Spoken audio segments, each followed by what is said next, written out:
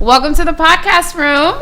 Thank you. Powered by Chokarella. I think last year at the Haiti Tech Summit, you were one of the first people I interviewed. So welcome back. Thank you very much. It wasn't as fancy last year. It wasn't. So as you can see, we leveled up. Mm-hmm. It's nice and cool in here. Yes. Good. So great to have you here, Marteen Boute, right, with Digicel. So where do you want to start? Well, I'll start by introducing myself. That's a great idea. My name is Marteen Boute. I am the chairman and also the CEO of Digicel.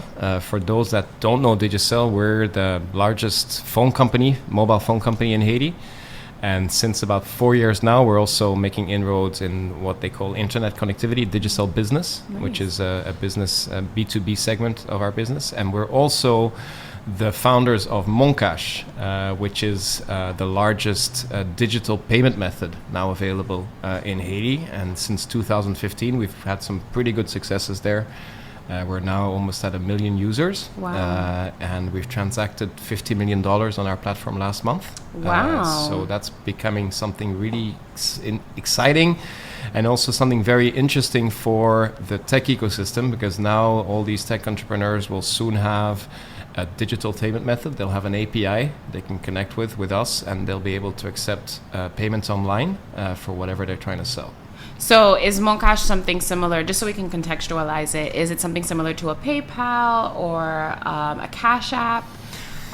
It's kind of like from an internet experience point of view, it's kind of similar to what PayPal would have been offering abroad. Okay. The big difference in Haiti is that there's very few credit cards in circulation. There's about 35,000 credit cards for 10 million people in Haiti, which makes it very difficult to sell something online. So MonCash is actually a mobile wallet. It's a mobile banking solution. Okay. So people open an account with us, can add money to it, and then typically what they do today is transfer to family or buy stuff with it on the streets.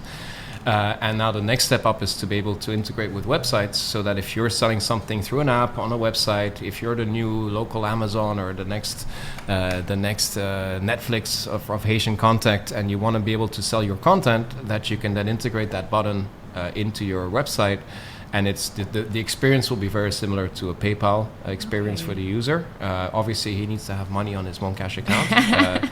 But there's over 2,500 agents where you can go and cash in, and very soon, hopefully by the beginning of 2019, we'll also launch international remittances into MonCash, so that people can receive money directly into the wallet from abroad as well.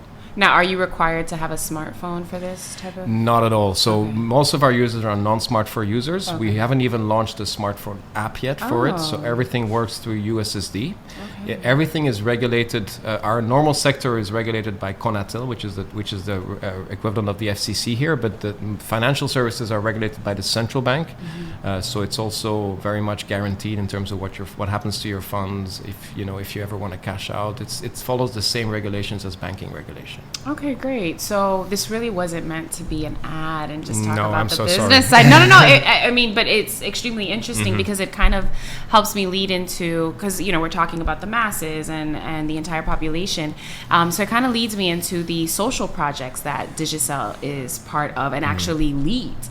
So I would love for you to talk about some of those initiatives that you have led. I know one of the initiatives that I do kind of follow semi-regularly is the basketball. So I don't know if you want to start with that and then talk to us about some other initiatives. Yeah, I think, and again, it's going to sound like an ad again, so I'll try and keep it short. But I think so first of all, Digicel has a mindset, and the owner of Digicel, Dennis O'Brien, has a mindset that when you do business in countries like Haiti, you have to do more than just do business. So you have an obligation somehow to give back in a way. So the biggest thing he's done is he's got the La Fondation Digicel Foundation. And with the foundation, we've just opened 176 schools, 176 schools, which are real beautiful schools. And what we do is we don't go out and build Digicel schools. What we have people applying who have existing schools, but that don't have the required infrastructure. They're missing classrooms. They're working under a tree.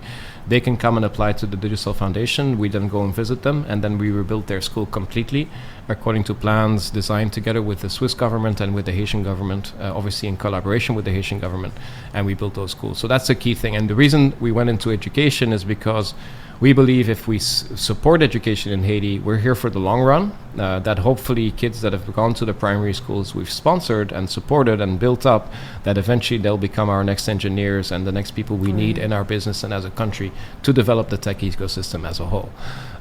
So, yes, we've been very active in sports. We used to support soccer up until 2 years ago. We're the soccer federation in Haiti. I think you can kind of feel that there's a few international players now, and I think Haiti could do a lot better in that space as well if we had incubators for soccer players as well. We've been into basketball, so we've been into all sorts of areas of social support. We've ramped that down a little bit in the last few years. Business is a bit more tough. We're focusing on the foundation and on investing in our network, and that's what we're going to be doing in the next few years as well. Personally, I'm very much into the tech space. I set up 2 startups in parallel to my work at Digicel. One of them is called Surtab, and we build Android tablets and we develop software for education. We had a great visit from the Google entrepreneurs yesterday to the factory, and the head of Android was there too for the region, and he's very eager to see how we can support us, create more content. And this is also a call out to anybody developing content for education, anybody that has an ed tech idea, educational technology idea. Just follow us on Twitter at Surtab, SURTAB, and send us a message. Give us your idea. We're very happy to work with you and to develop that educational content in Haiti and get more, get a little bit more digital than where we are today, because Haiti needs a leapfrog in education, and I think that's one of the key things we can work on. So staying on the topic of education and going back to something you just said earlier, I find that it's really incredible that instead of creating new schools, you're actually supporting existing schools and like rebuilding them. Why was that decision to do it with that model so important to you? Because you're building up from something that is already there. A lot of those people that have been working in very complex conditions, they have great teachers, they have the headmaster that's leading the project, they have a team of educational experts that are there, and that what they lack primarily is a building and infrastructure to do that. And we've done a few greenfield schools on request of some municipalities or government, and we notice a big difference between betting on an existing team and betting on a new greenfield school. So it's all about building on what exists already and trying to make that better rather than coming in and reinventing the wheel. Also, what's important, we don't dictate the curriculum, we don't dictate what they do in the schools. We just they give us the land where to build. They provide the land. We check the titles of that land. We donate the entire school. But what we do is we sign some sort of pact with them where we ask them to maintain the infrastructure. We ask them, if possible, to come and participate. We do annual teacher trainings. So we have a summer of very intense sessions in Campérin in the south, where we invite all our teachers to come. They can stay there. They sleep over for a number of weeks, and then we take them through various educational initiatives. Some about attitude, some about interactivity. The Haitian system is very basic. It's usually you dictate something and then all the students repeat it, and we're trying to get them out of that. So, and we're seeing results where people are really happy to participate in that program. They're proud of their institutions. We see the level of the institutions improve year on year. And we try also to work as much as we can in parallel with the Ministry of Education. So we involve them in our initiatives. We inform them of where we're going. We give them the mapping of all our schools. We try and work with them on our curriculums, on trying to stimulate some of their training programs, because it's all about capacity building. This is not something where you can come in and think you can change things. It's something where you have to be humble enough, be one of the participants in the ecosystem, and then stimulate the ecosystem as much as possible. And do you have any success stories you might want to share?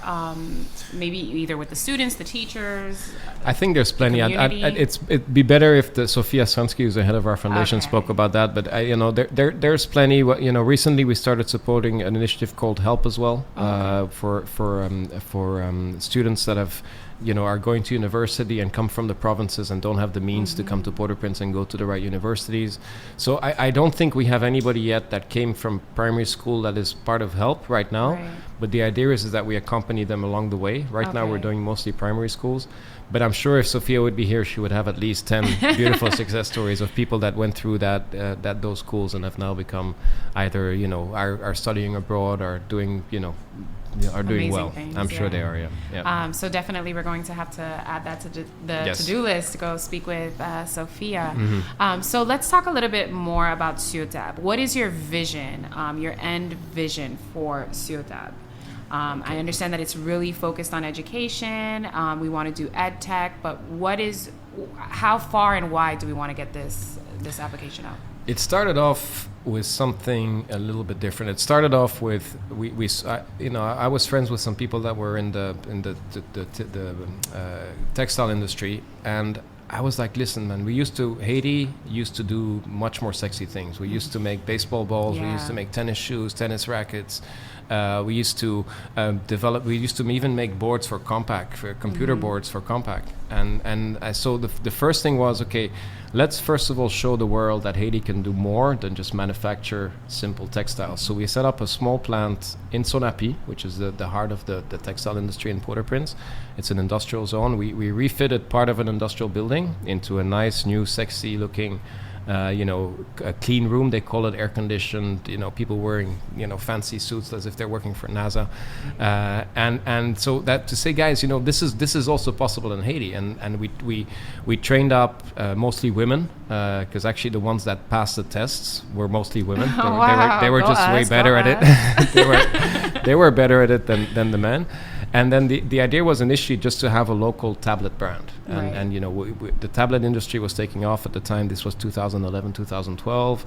And then as, we got our first wave of success, we sold a lot of tablets. Everybody wanted one. And, we were sold out quite quickly. Then, we saw with the second or third round of production that was kind of dropping off. And the enthusiasm about owning a local tablet wasn't as huge as anticipated. And also the industry was being flooded with a lot of cheap Chinese tablets. Right. And so one of the guys working with us, Joab Sano, who's the chief geek at Ciotab, he had an idea about education. And we'd always played with it, even when we launched it, like we'd go into education, but it was more talk than real. And so he started developing the software required to be able to actually use those tablets for education. Okay. What platforms do you use? How do I use existing content? How do I build in new content? What can I use from the ministry's content that they have today? There's an organization called FIC, that is a Jesuit organization that has developed a lot of that, has a program called Educat, with which we partnered as well. And then the whole thing took off. And now what they're doing is let's say 95% of our business is education. We have three main products. One of them is a mobile classroom. It's a cart, basically, with 50 tablets inside. It has a content server, and it has interactive tools for the teachers to use on the whiteboard. And then we have all the educational content on there required for specific materials, whether it's chemistry, maths, français, Creole, whatever they need, whatever classes they need. So it can either be used for specific modules within a school that they pull in the cart and put it into a class for a specific course, or it can be used for the entire curriculum of the class. And then we have another product called Sac à dos. It's one tablet which each student owns and takes home with him, which has whatever books he needs. That's why you call it Sac à dos. It's all the books are in his backpack that he needs for that particular day. It's cheaper than buying all the books, right? And it offers a lot more interactivity going forward. And recently we launched Sac à dos Bac, which is for the baccalaureate. Unfortunately, in Haiti, the failure rates are above 80% in the baccalaureate. So this is one of the areas where we believe there can be a lot of effort made to catch up whatever you haven't learned in the previous years, to use a technology to be able to catch up what you have, and then get your back, which will then give you access potentially down the road to vocational training and other types of university skills, which can get you a real job. Right. So looking at how Digicel is so heavily involved in what we call corporate social responsibility and making sure that you're really invested in the community that where your consumers are, right? What do you see in terms of the landscape within Haiti in terms of corporate social responsibility? Do you find yourself to be leading that effort? Do you recognize that there are some other partners, or is this something that for Haiti is not as developed as it is in maybe the United States, for example? I mean, from the formal private sector, I believe we're definitely doing the most. Even when I speak to the head of the IDB, we've built more schools than the IDB has together with the government in the last 10 years, for sure. And he's trying to see what can we use your model, because it seems to be that you're doing it faster and you're using local contractors. We use exclusively local contractors. We work with local laborers. There's, we have a bidding process that's pretty well designed and working well. So our cost per school for higher quality is better than what he can achieve. Now, at the same time, I don't want to be arrogant, because I understand the challenges that the rest of the private sector goes through. Certainly. And so they have a lot of their own challenges, and it can be difficult for them to get a similar amount of funds together. I see, everybody, a lot of them try their best. There's a few foundations left and right, but anything to the scale of Digicel, it doesn't really exist.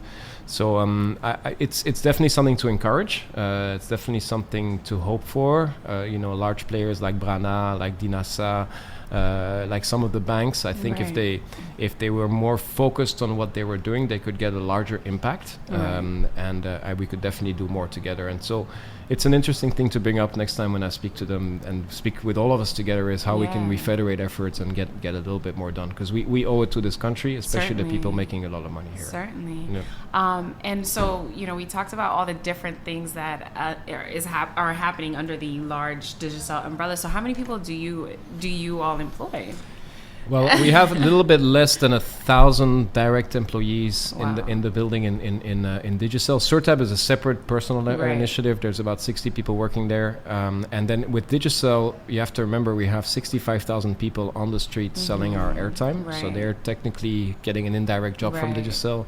We have all the people taking care of our network, the subcontractors. So if you add it all up, you're probably talking 80, 90,000 people. So it's a huge, huge thing. And then we're also by far the largest taxpayer. So we contribute to the government last year. The only taxpayer? Not the only one. No, I wouldn't go that far, but we're by far the largest.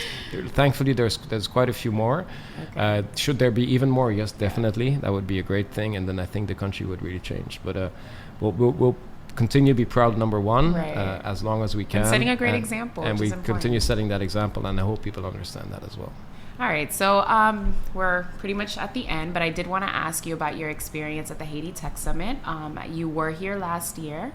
Any differences that you noticed that you wanted to share, and also if you could talk about what you just spoke about at the Tech Summit this year? Yeah, so I think this is first of all, the Haiti Tech Summit is a great thing, and what I said on the panel as well, I think it's important that things like you guys, Chokarella, Haiti Tech Summit, Banj, the incubator that was just launched by the government, that the importance of that is that we're showing that tech is cool. Tech is cool. It's cool to be a geek. It's actually cooler to be a tech geek than to be a rock star or a rapper. It gets you somewhere, and I think the more we can do to make it look sexy and to make it look nice and also to hopefully in the next year celebrate some local successes. That's why I keep repeating Banj. It's as an example. Marc came here, nobody believed him. He kept pushing, and he got Social Bank on board, he got Digicel on board, he got various partners on board to support him. We don't give him money. We support him with like a building or internet or things like that, and he's doing it. And the fact that he can be out there speaking to people as a role model to say, guys, he doesn't come from an extremely wealthy family, so he's doing it. And the more examples we can now get out of those 3 or 4 incubators that are there, and with the support we get from the Tech Summit and other people that can vocalize that, such as Chokarella, then I think that could be positive. So try and find those examples and show us them, show the world them, show Haitian youth that these people exist, and then we get a much better role models into our country. What we talked about on the panel, we talked about what it creates to create a successful ecosystem. We spent quite a bit of time talking about regulation, and that the role of government in countries that have succeeded has been to try and enable as much as possible foreign investment or local investment into these sectors. And to do that, they need to put in place the right incentives. That doesn't mean that people should abuse those incentives. So the law should be a win-win situation for the government and for the investors. But when you see where we are in Haiti and how much we have to catch up in terms of infrastructure and investment required in that, we should be opening our doors almost as wide as we can for anybody that's willing to come here and take that risk. And that's what sometimes people forget when they're here in government, is that they look at, well, how can we get short-term benefits out of these companies? How can we tax them more and get this payment more and that more, which discourages us as investors. And when I take Digicel as example, when we have 32 countries in which we have a choice to invest, because we're in 32 operations, unfortunately, it's not even our own money. We borrow this money. It comes from the markets, it comes from bonds, and it comes from shareholders. Those shareholders, they have a good heart, but they're still going to say, sorry guys, but they want their returns. And so when the returns are not sufficient in Haiti, then that means they'll go elsewhere. And it's nothing against the country. It's nothing against that. It's just the way money works and the way capitalism works. So, I can only say that I'll fight as hard for Haiti as I can. Thank you. And I'll keep doing that. But I need help sometimes in landing that investment. Right. Well, thank you so much for coming to the podcast room. It was a great talk. And I'm excited to see you next year. I know you'll be here. I'll be around. Definitely. That's good. All right. Thank See you so soon. much. Thanks a lot. Have a great day. Great initiative. Thank you.